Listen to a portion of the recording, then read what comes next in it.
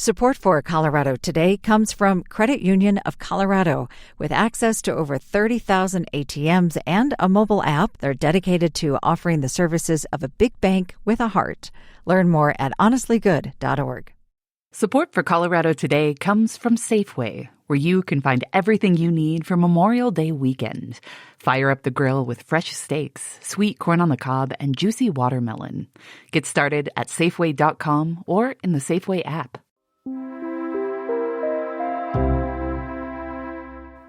You should expect to meet a lot more little Liams and Olivias. Those names topped the list of most popular baby names in Colorado last year. That according to a new release from the Social Security Administration. That is 737 Liams. Colorado's list has some local flavor as well. 64 girls named Aspen and another 92 junipers. We love our trees. I'm Arlo Perez Esquivel. My name isn't big for babies, but it is for dogs, or so I've been told. A lot.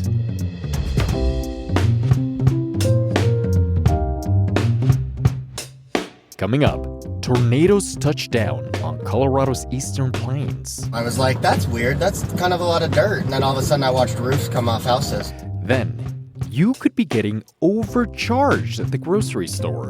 They are paying full price at checkout for items that are advertised as discounted or buy one, get one. We'll tell you what to watch out for. And have you ever seen horses off the side of the road and wondered, are those wild? They'll usually have longer manes that are tangled, just unkept. It's Tuesday, May 20th. Here's the news in Colorado today. 4 tornadoes were spotted on the eastern plains Sunday afternoon. Fortunately, no one died, but 19 homes were damaged in the area of Elizabeth and another 17 buildings in and near Bennett. That includes the home and work barn of Bennett resident Mark Faber. Everything's a total loss. Colorado gets about 50 tornadoes each year, but usually they're not as powerful. Like I said, that building was worth about $250,000. And it's gone. What makes them especially dangerous is how suddenly they can strike, just like they did this weekend. Normal day until the big black clouds or big black tornado started coming this way. It was like solid dirt, about a quarter mile wide. And it come from that way. I was standing here and I waited till blew the telephone poles down there. They broke them off. And then I went in the house. We both went in the house and hid in the back corner. CPR's photojournalist Hart Van Denberg has driven around to see the damage and capture the scene with his camera. Hart, these photos that you're sending back, they're powerful. Roofs blown off houses, people's possessions scattered across yards. Can you give us a sense of the scale of the destruction you saw? Yeah, I think that the most destruction that I saw was out in a neighborhood north of Elizabeth on County Road 194 called Elkhorn Ranch. You could see homes that did indeed have their roofs torn off and garages uprooted and thrown across streets. Rubble, lots of broken windows, lots of boarded up windows. The other damage I saw was over north of Bennett. A huge solar array took a really hard hit from some of the steel-sided farm buildings on the other side of the road to the point where you had just large swaths of that solar farm were torn up, bent around, twisted. It was quite a sight. That solar farm took quite a hit. One of the images you captured, it was spray-painted sign saying looters will be shot to death. Yeah, that spray-painted sign, the house where it was posted was a good ways out of town, fairly remote. And it's easy to see why the sign would be there because there's no one else around. But on the other hand, it's a busy road. There's a lot of construction vehicles going up and down. I didn't see any sign of anyone having looted. I didn't see anybody sneaking around or anything like that. And finally, did you see people start to rebuild? Yeah, there were definitely signs of people already starting to rebuild, especially in the Elkhorn Ranch neighborhood north of Elizabeth that I visited later in the morning. There were a number of homes damaged, but neighbors were helping neighbors clear away debris, often so that larger repair trucks and work trucks could get in to start doing more heavy lifting. In general, it was a sign of people were out and they were getting down to the business of what was sure to be a pretty long spring and summer of returning their homes and their neighborhood back to what it was. Hart, thank you so much. You can see Hart's photos in the link in our show notes. Do you ever go to pay for groceries and find the price you're charged for something isn't what you expected it to be? An investigation by the watchdog Consumer Reports show King Soopers stores are leaving the sale tags on things where the sales have expired. Meaning, unless you notice the difference before you check out, you might end up paying full price.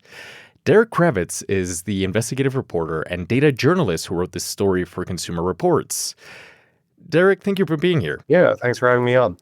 How much more are customers paying for groceries, and how did you figure this out? Yeah, so we first got the tip from UFCW Local Number 7, which is a union in Colorado that represents Kroger employees. They told us that they were seeing rampant price tag errors on sales items in King Soopers and City Market stores across the state. They sent employees and union members to more than 30 different stores in Colorado, and they shared with us all of their findings, their data and photos. And so we took that back to Kroger, and we wanted to find out more if this issue was found elsewhere in the country. When we did our tests elsewhere, we found an average overcharge of $1.70 or about 18% per item for sales items, specifically items that are advertised as discounted or buy one, get one, or those type of promotional offers. Might not sound like a lot, but when you add it up, it adds to several dollars per basket typically, and hundreds of dollars a year for an American family. What portion of stores tested had this problem? Right. So in the half of stores that we found significant errors in, we found dozens of errors in each of those stores. We found a correlation between staffing in those stores and the amount of error we were seeing on store shelves.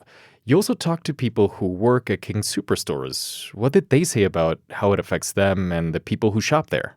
We were interested to hear from Kroger employees and specifically King Soopers employees in Colorado about what they were seeing and how they were reacting to shoppers flagging some of these errors and then bring it to their attention and wanting refunds. Those employees were telling us that they attribute it solely to staffing. They say that staffing's been cut in those stores, and they just don't have enough time to switch out manually up to 15,000 price tag changes per week in some of these medium and large store formats. So for them, it's frustrating because they get customers coming up to them wanting refunds or arguing about prices, or in some cases, we were told, getting very angry and throwing things and yelling at employees. And so that can be really difficult. But for many people that don't flag these issues or don't even know it's a problem, they are paying full price at checkout for items that are advertised as discounted or buy one, get one. Now, what does the company say about the inaccurate sales stickers? So in response to our findings and detailed questions, a Kroger company representative said in a statement that it's committed to, quote, affordable and accurate pricing, and that it regularly conducts price checks that review, quote, millions of items weekly to ensure our shelf prices are accurate. In short, they said, in quote, while any error is unacceptable, the characterization of widespread pricing concerns is patently false, the company said. Now, we approached this as you would a scientific study. We did random sampling. We looked in every aisle. We went on different days of the week. We went on different times of the day. We went to different parts of the store. We used different shoppers in each place. We went to multiple stores in a given zip code. And we found that there is a clear pattern and a significant number of stores in just our small 26 store sample, which means we think this is a problem nationwide. And you talked a little bit about this, but do shoppers ever notice, and what happens then?